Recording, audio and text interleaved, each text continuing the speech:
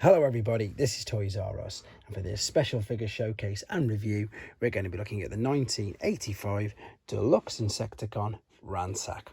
So what we're going to do this video, we're going to have a detailed look at him in both of his modes to help you decide how you want to display him. We're going to have a look at the accessories that come with him to help you know if yours is complete. As he's a vintage toy, I'm going to point out things that you need to be aware of if you have to purchase one for yourself. We can then see how well he scales with some of the other deluxe insecticons, and also I suppose show you how much bigger he was than the standard insecticons. Okay, let's get started. Before we do, I'd like to remind anybody who's not subscribed to the channel, if they'd like to hit that subscribe button for me now please, because it really will help me out. So interesting figure this guy is, very interesting, purely because he just didn't get really anything, didn't he? Didn't get any screen time due to licensing features, reasons, etc. So he was never seen in the Sunbow cartoon. Just overall, he's quite basic, and I'm laughing because I'll show you why in a second. But just a great figure. I love the colour scheme on him. I think he looks great. I'm just bringing these shoulders up ever so slightly, but this is something to be aware of. The shoulders on it, pretty much all of this, to be fair, the legs can break off, the antenna can break off, these break off all the time, these shoulder bits here can completely snap off, and so can the legs. There is so much that can go wrong with him, and of course the wings all at the back. So you really do have to treat this guy, I suppose, with a lot of care. Now the reason why I was laughing is because even with his shoulders down, how I just had him, and now with his shoulders up, his arms don't do anything. You can't turn them. Please don't attempt to turn them up or twist them up. As you can see there, they will not go. You will just literally snap them off. So the reason why I'm laughing is because he's got a gun, which is this, like so, and of course this will fit into his hand, and he also has a shield, which is this, but he can't even lift his arm up to put the shield up. So it's just a case of hanging it out to the side and attaching. As you can see, that's exactly pretty much why I was laughing. The accessories, they weren't that well thought through, will they, with this particular figure? I don't think so at all. So let's have a look at the instructions. Because it's 85, we've got the black and white with, of course, the purple colouring for the Decepticons. And while we're here as well, we're going to have a quick look at the one that's in a box. So we've got beautiful artwork there for Ransack on the front. There he is in there. He's not sealed, unfortunately, as in the whole box, but there we can see the transformation process, which I'll be uploading in a separate video in a second, to be honest. We've got a decent picture there of him in both of his modes, and with it being 85, you can see we've got the 85 battle scene, which is of course the Dinobots, Jetfire, and the infamous red tracks. So I don't think there's much more, as I say at the moment, to say about him in his robot mode. What we are going to do now is we're going to have a look at him in his alternate mode before coming back to do some final thoughts and do some comparisons. Okay guys, as you can see, we're now in his alternate mode. Quick apologies for no transformation process on this video. Couple of reasons: one, to keep the length of the video down, and two, not to spoil it for anybody else.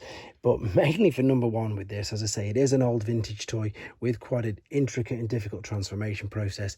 It is going to be uploaded separately, but it is quite a slow process. Right, now the alternate mode here we can see is brilliant. It is a lovely looking Locust, I believe. I'm pretty sure it is. Yep. But it's just black and yellow. You can sort of make out that these are the original legs. You've got the, as I say, animal alternate mode legs at the back. Same with these. If we turn it around this way, we've got this huge metal part here, which I suppose you need to make sure isn't corroded, because it will massively affect. Same with these here, the metal legs inside the legs there. It will affect transformation purposes and process. The wings are a lovely translucent orange colour. The antenna, again, they do move around. You've got quite a lot of articulation, to be honest, in this particular mode. And again, I just think he looks sensational. Just such a shame they weren't used any more than this. I was just having a look to see if I can get any of his accessories to go anywhere in this mode, and you can't. Again, you can see as soon as you lift him up that he doesn't look too great like that, so he is a lot better just facing down, I suppose, the way that he should be displayed. Right, we are going to come back for the final time to do some comparisons and see how he displays with some other figures right now. Okay, then back for the final time in this particular robot mode, and that is the way that I am going to be displaying him, and he's proper now as well. So what I mean by that is I've turned his antenna all the way around from the top, and I'm sitting them behind his head.